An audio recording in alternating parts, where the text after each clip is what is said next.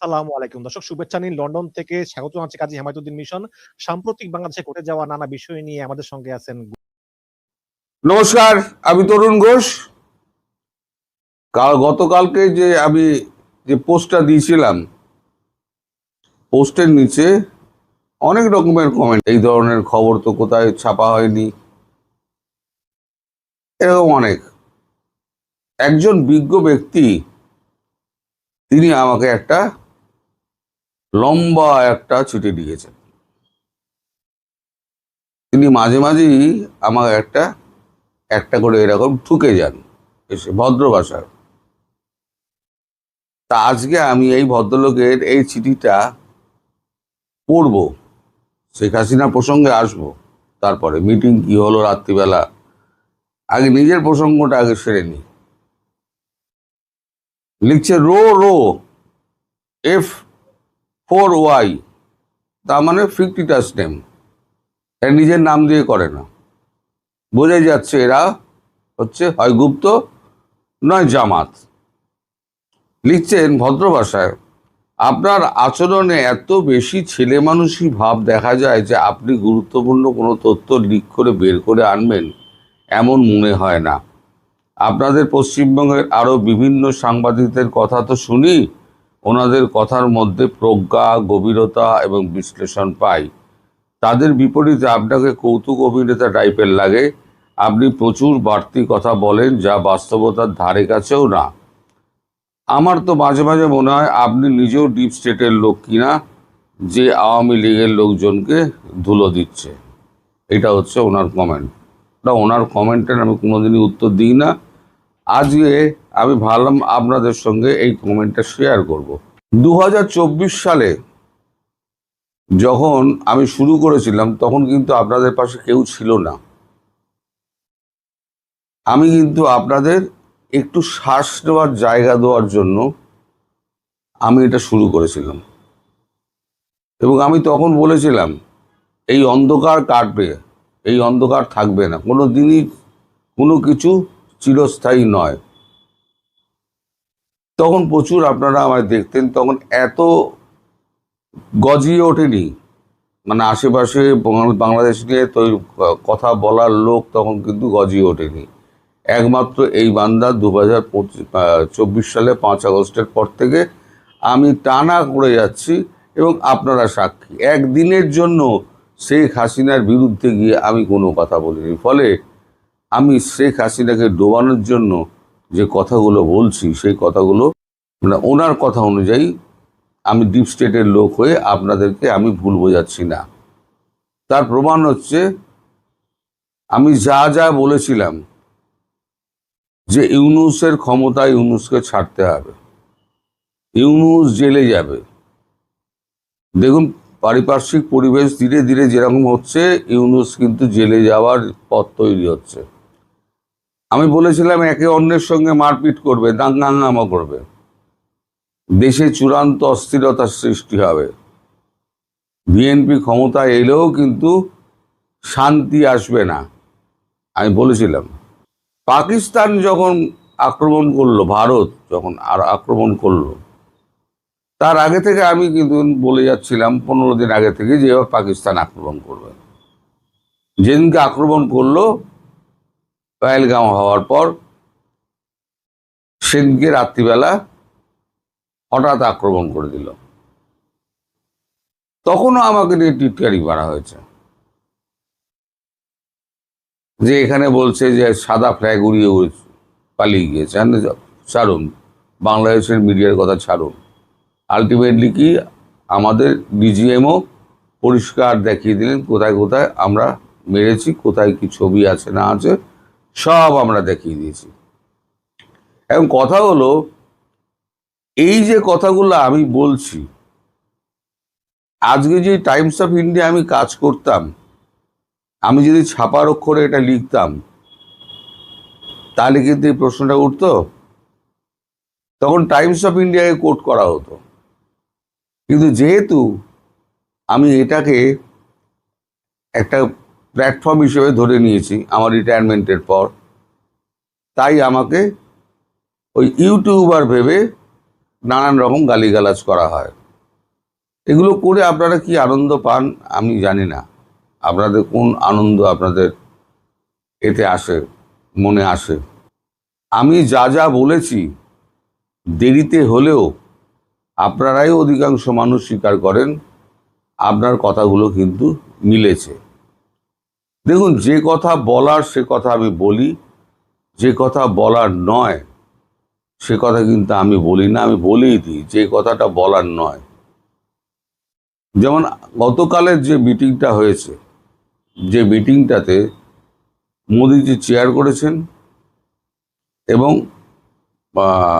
রাজনাথ সিং ছিলেন, আমাদের অমিত শাহ ছিলেন, সিডিএস ছিলেন, পূর্ব কমান্ডের জিওসিএনসি ছিলেন এবং 3টে গ্যারিসনের লোকেরা ছিলেন।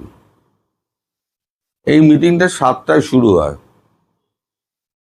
7টা থেকে 9:30 না 9:45 অবধি মিটিংটা চলে। তারপরেতে আমি এই পোস্টটা দিই। এখন এই যে মিটিংগুলো হচ্ছে, এই মিটিংগুলোর সারমর্ম এগুলো হচ্ছে ক্লাসিফাইড। আমি প্রথমেই বলে দিচ্ছি, এটা কিন্তু ক্লাসিফাইড। এই মিটিংয়ের ভেতরের কোনো অংশ আমি আপনাদের বলতে পারবো না, কারণ এটা অত্যন্ত গোপনীয়। এবং বুঝতেই পারছেন, আমি ইশারায় আকারে ইঙ্গিতে আমি কিছু পয়েন্ট আপনাদের ধরিয়ে দেব, আপনাদের বুদ্ধি কাটিয়ে ধরতে হবে যে আমি কি বলতে চাইছি। রিসেন্টলি শেখ হাসিনা একটা ক্লিপিং শুনেছিলাম আপনার সমাজ মাধ্যমে। সেখানে তিনি বলছেন, ইনশাল্লাহ আমি ফিরব, যত অনাচার হয়েছে সব অনাচারের আমি বিচার করব। এবং প্রত্যেকে যারা যারা এই সমস্ত নির্যাতিত হয়েছেন সেই এলাকার পুলিশ এবং সেই এলাকার সমস্ত কিছু লোকজন, তাদের নাম ধাম ঠিকানা সমস্ত লিখে রাখুন, এদের বিচারের আওতায় আনব। কেউ ছাড়া পাবে না। দেশকে আবার নতুন করে গড়ব, আমার একটু সময় লাগবে, কিন্তু ইনশাল্লাহ বাংলাদেশকে আমি আবার নতুন সেই পুরনো জায়গায় ফিরিয়ে নিয়ে যাব। এই সমাজ মাধ্যমে এই যে ভিডিওর অডিওটা, এটা হয়তো অনেকে আপনারাও শুনেছেন, আমিও শুনেছি, কিন্তু অডিও ফডিও আমি লাগাচ্ছি না, কারণ ইউটিউব প্রচুর ঝামেলা করে এসব করলে। এখন কথা হচ্ছে, এই আগস্ট মাস, সেপ্টেম্বরে আমি বলেছিলাম যে সেপ্টেম্বরের মধ্যে ঢুকবেন উনি।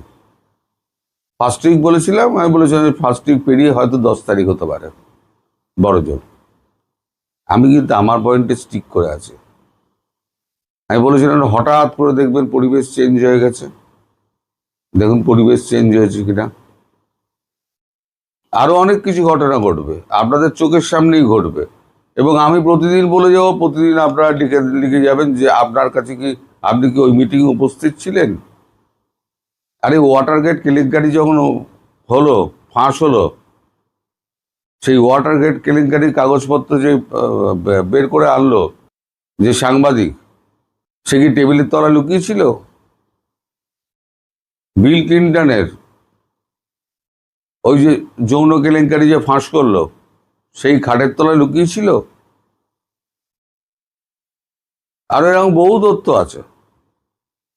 নিট কেলেঙ্কারি, আমাদের এখানে সাম্প্রতিক কালে বলছি, নিট কেলেঙ্কারির যে ঘটনাটা ঘটলো, প্রশ্নপত্র ফাঁস যে সাংবাদিক বার করলেন, তিনি কি ওই প্রশ্নপত্র ফাঁসের সময় তিনি কি টাকা নেওয়ার জন্য বসছিলেন ওখানে? সুতরাং এই যে বিমক্কা প্রশ্নগুলো আপনারা করেন না, এই প্রশ্নগুলো করে নিজেদের বোকামি আর বাড়াবেন না। এগুলোকে বোকা বোকা ভাবে যে আজকে আমি ইউটিউবে বলছি বলে আমাকে 4টে কথা আপনারা শোনাতে পারছেন। আমি যদি আজ কাগজে লিখতাম তাহলে পরে কেউ ট্যাপও করতে পারতেন না। কটা রিজয়েন্ডার আপনি পাঠাতেন? কারণ রিজয়েন্ডার পাঠাতে গেলে তো আপনাকেও তথ্য দিতে হবে, পাল্টা তথ্য দিতে হবে। নয়তো কোর্ট, কাগজ তো কোর্টে চলে যাবে, তখন তো আপনি তো কোর্টের দরজায় দরজায় ঘুরে বেড়াবেন, আর শেষ পর্যন্ত জেলে গাড়ি টানবেন, আর নইলে পরে আপনাকে বিরাট অঙ্কের ফাইন দিতে হবে। কাগজকে চ্যালেঞ্জ করা অত সোজা না। যাই হোক, বক্তব্য আমার যে এই যে গ্যারিসনগুলোকে ডাকা হলো, কেন? 1971 সালে যখন পাকিস্তান যখন আক্রান্ত হলো, ভারত যখন সৈন্য ঢোকালো, তখন আমাদের এখানে অরোরা ছিলেন আমাদের জিওসিএনসি ইস্টার্ন কমান্ড। এখন সেই জিওসিএনসি ইস্টার্ন কমান্ডকেই কিন্তু ডাকা হয়েছে। তখন 3টে গ্যারিসন যেটা তৈরি হয়েছে সেটা সবাই শুনেছেন। আমি সেটাও বলেছিলাম 3টে গ্যারিসন তৈরি হবে, তখনও বলেছিলেন আপনি ঢপ মারছেন, সেটাও বলেছিলেন। আমি যা বলি তারই একটা করে কাউন্টার আসে।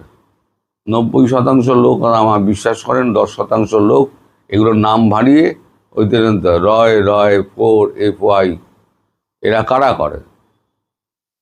আরো একজন আছে মামুদ নাকি যেন নাম, তিনিও মাঝে মাঝে এসে তারও একটা কমেন্ট আমি আজ তুলে দেবো, তিনিও কিছু লিখবেন, তার কমেন্ট আমি তুলে দেবো। এরা আমার নামে রিপোর্ট করেছিল, এরা রিপোর্ট করে আমার রিচ কমিয়ে দিয়েছিল। ভারত সরকার ইউটিউবের সঙ্গে কথা বলে আমার সেই সমস্যা মিটিয়েছিল। আমি যেই কথাগুলো বলি যদি ভারত সরকারের বিপক্ষে যায়, ভারত সরকার আমায় ছেড়ে দেবে? খুব স্বাভাবিকভাবে আপনাদের দেশে ছাড়বে। আমি তাদের অনুমতি নিয়ে যতটুকু বলার ততটুকু বলি, যতটুকু বলার নয় আমি ততটুকু বলি না।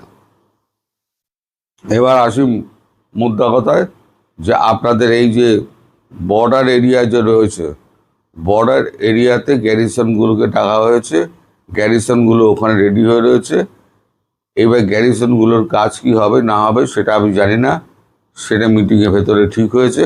রাজনাথ সিং ছিলেন, অজিত দোভাল ছিলেন, 3 গ্যারিসনের কর্তা ছিলেন, সিডিএস ছিলেন, ইস্টার্ন কমান্ড ছিলেন, প্রধানমন্ত্রী ছিলেন, এবং উড়িয়ে নিয়ে যাওয়া হয়েছিল আমাদের ঢাকা থেকে রাষ্ট্রদূত দীনেশ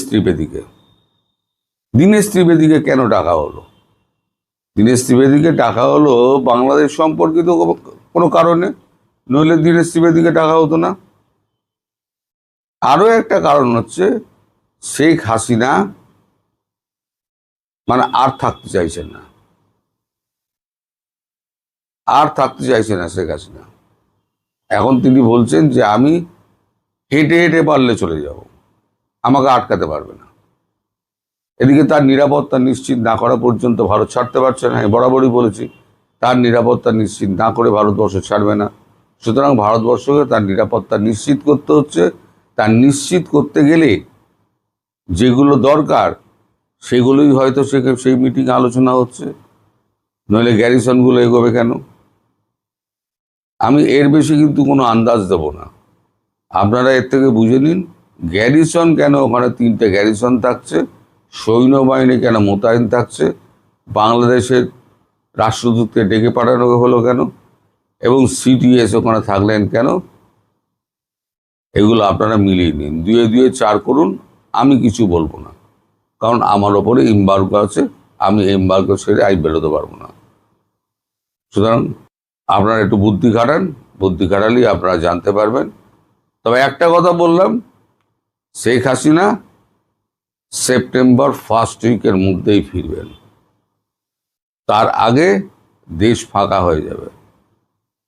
আমি আজকে গ্যারান্টি দিয়ে আপনাদের বললাম, আগেও যেমন বলেছিলাম এখনো তেমন বলছি।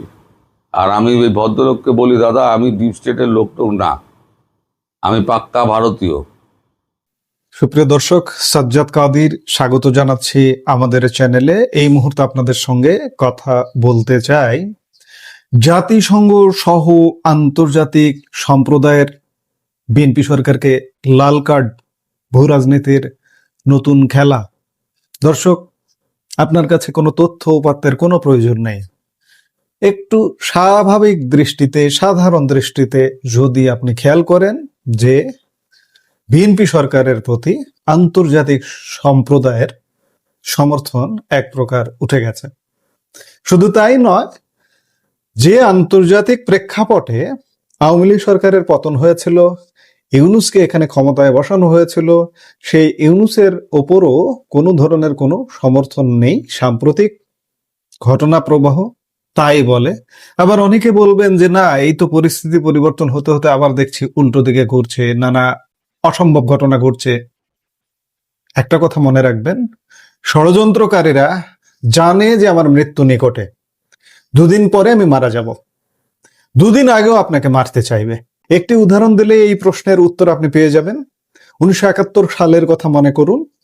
ষড়যন্ত্রকারীরা, আমাদের বিরুদ্ধ শক্তিরা, পাকিস্তানি পক্ষ, এদেশীয় রাজাকার, স্বাধীনতা বিরোধী শক্তি জানতো যে খুব শীঘ্রই বাংলাদেশ স্বাধীন হয়ে যাবে। আপনারা দেখেছেন যে স্বাধীন হয়েছে। 16 ডিসেম্বর বাংলাদেশ স্বাধীন হয়েছে।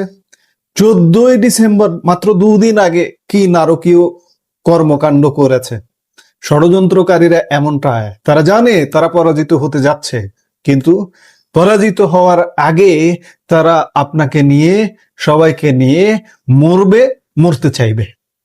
এই জন্যই বলছি যে ভূ রাজনীতির প্রেক্ষাপট আসলে পাল্টে যাচ্ছে। যেটি দেখছেন সামনে নড়াচড়া, পেছনে সম্পূর্ণ ভিন্ন ঘটনা ঘটছে, তার কয়েকটি প্রমাণ ইতিমধ্যে ঘটে গেছে। আর এ কারণেই প্রশ্ন আসছে যে বিশ্ব রাজনীতির ভূ রাজনৈতিক সমীকরণে কি কোনো নীরব ও গভীর পরিবর্তন ঘটার সংকেত মিলছে? আন্তর্জাতিক অপরাধ ট্রাইব্যুনালে চাওয়া সাক্ষীদের পরিচয় গোপন রাখার জাতিসংঘের সিদ্ধান্ত এবং জাতিসংঘ নিরাপত্তা পরিষদের একটি পর্যবেক্ষণে উঠে আসা বিস্ফোরক তথ্য, এই দুটি বিষয় এখন আন্তর্জাতিক পরিমণ্ডলে ব্যাপক আলোচনার জন্ম দিয়েছে। কেন জাতিসংঘের মতো বৈশ্বিক সংস্থা বিচারিক প্রক্রিয়ায় কিছু তথ্য ও সাক্ষীদের পরিচয় শেয়ার করতে অপারগতা জানালো? কেনই বা আন্তর্জাতিক স্তরে একাধিক রিপোর্ট নিয়ে আলোচনা বাড়ছে? এর পেছনে কি বিশ্ব শক্তির কোনো রাজনৈতিক ও ভূকৌশলগত হিসেব নিকাশ কাজ করছে, নাকি এটা সম্পূর্ণ আন্তর্জাতিক মানবাধিকার ও আইনি কাঠামোর নীতিগত অবস্থান? আজকের বিস্তারিত বিশ্লেষণে আমরা দুটি মূল ঘটনার পুঙ্খানুপুঙ্খ তথ্য ও আন্তর্জাতিক সম্পর্কের গভীর সমীকরণ ধরে আলোচনা করব। এর আগেও খণ্ড খণ্ডভাবে যদিও আমরা আলোচনা করেছি, কিন্তু আজকে একটা কমপ্লিট আলাপ। ভিডিওটি শেষ পর্যন্ত দেখুন, কারণ প্রতিটি তথ্যের পেছনে লুকিয়ে আছে ভূ রাজনীতির অত্যন্ত সূক্ষ্ম বার্তা। দর্শকের সুবিধার্থে প্রথমে আসা যাক সাম্প্রতিক সময়ে একটি অত্যন্ত গুরুত্বপূর্ণ আইনি ও আন্তর্জাতিক ঘটনার দিকে। বাংলাদেশের আন্তর্জাতিক অপরাধ ট্রাইব্যুনালে বিচারিক প্রক্রিয়া চলাকালীন প্রসিকিউশন থেকে অত্যন্ত তাৎপর্যপূর্ণ একটি তথ্য সামনে আনা হয়েছে। ডেইলি স্টারে প্রকাশিত প্রতিবেদন অনুযায়ী আন্তর্জাতিক অপরাধ ট্রাইব্যুনালের প্রসিকিউটর গাজী মনোয়ার হোসেন তামিম আদালতকে আনুষ্ঠানিকভাবে জানান যে 2024 সালের জুলাই অভ্যুত্থান, তারা অভ্যুত্থান বলে, আমরা অভ্যুত্থান বলি না, আমরা এটিকে ষড়যন্ত্র বলি, সেই ষড়যন্ত্রের সময় ঘটে যাওয়া মানবাধিকার লঙ্ঘনের ঘটনা নিয়ে জাতিসংঘের ফ্যাক্ট ফাইন্ডিং রিপোর্টে যেসব প্রত্যক্ষদর্শী সাক্ষ্য ব্যবহার করা হয়েছিল তাদের পরিচয় ট্রাইব্যুনালের কাছে প্রকাশ করতে অস্বীকৃতি জানিয়েছে জাতিসংঘ। এখন প্রশ্ন ওঠে, জাতিসংঘ কেন এই তথ্য শেয়ার করেনি?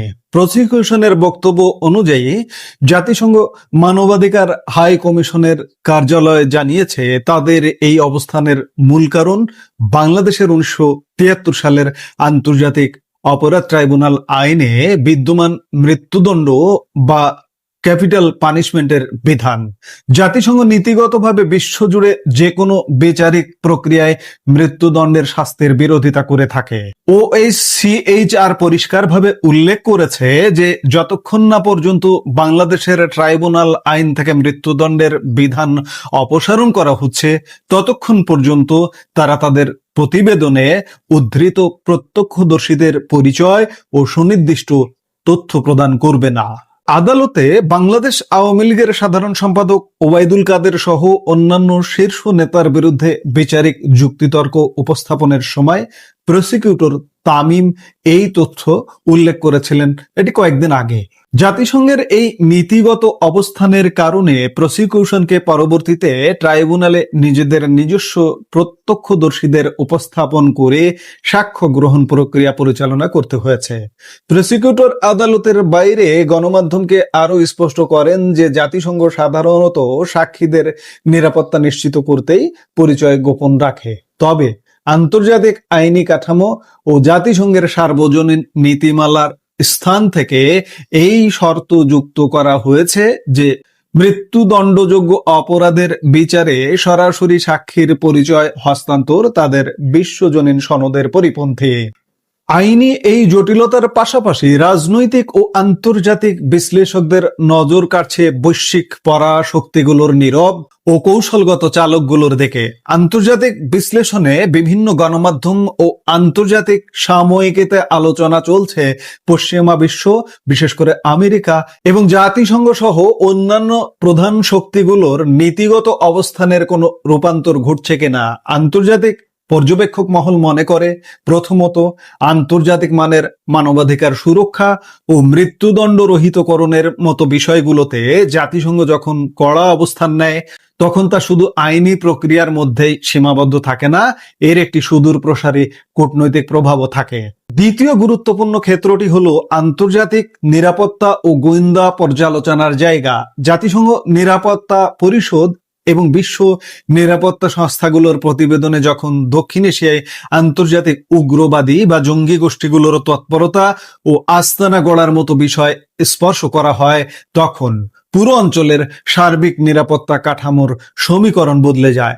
নিরাপত্তা পরিষদের বিভিন্ন মনিটরিং টিমের রিপোর্টে আল কায়েদা বা অন্যান্য আন্তর্জাতিক জঙ্গি গোষ্ঠীগুলির আঞ্চলিক নেটওয়ার্ক শক্তিশালী হওয়ার যে সতর্ক বার্তাগুলো আন্তর্জাতিক পরিমণ্ডলে উত্থাপিত হয়, বিশ্ব শক্তিগুলো তা অত্যন্ত গভীরভাবে পর্যবেক্ষণ করে। আমেরিকা সহ প্রধান পশ্চিমা দেশগুলো দীর্ঘদিন ধরেই দক্ষিণ এশিয়ার নীতি নির্ধারণে দুটি প্রাথমিক মানদণ্ডকে সামনে রাখে: এক, আন্তর্জাতিক নিরাপত্তা ও সন্ত্রাসবাদ দমন; দুই, মানবাধিকার রক্ষা ও সার্বজনীন আইনি কাঠামোর প্রয়োগ।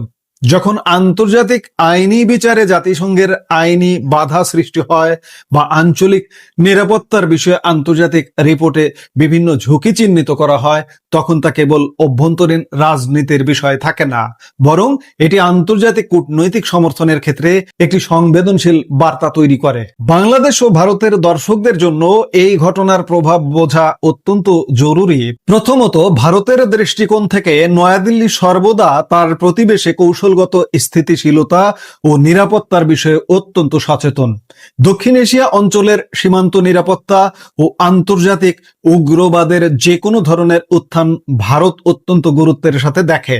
জাতিসংঘ বা আন্তর্জাতিক নিরাপত্তা সংস্থার রিপোর্টে যখন আঞ্চলিক নিরাপত্তার ঝুঁকি কিংবা উগ্রবাদী শক্তির তৎপরতার কথা উঠে আসে, তখন ভারতের নীতি নির্ধারকদের কৌশলগত চিন্তায় সেটি বড় একটি ফ্যাক্টর হয়ে দাঁড়ায়। দ্বিতীয়ত, বাংলাদেশের আন্তর্জাতিক অবস্থান। আন্তর্জাতিক অপরাধ ট্রাইব্যুনালে জাতিসংঘের সরাসরি সহযোগিতা না পাওয়া এবং আইনি বাধ্যবাধকতার কারণে জাতিসংঘের তথ্য না পাওয়া প্রসিকিউশনের জন্য যেমন একটি চ্যালেঞ্জ, তেমনি এটি আন্তর্জাতিক গ্রহণযোগ্যতার উপরও একটি মনস্তাত্ত্বিক প্রভাব ফেলে। বিশ্ব সম্প্রদায় এবং আমেরিকা কি তবে সরাসরি কোনো দূরত্ব বজায় রাখছে, নাকি এটি আন্তর্জাতিক নীতির একটি কঠোর প্রাতিষ্ঠানিক রূপ?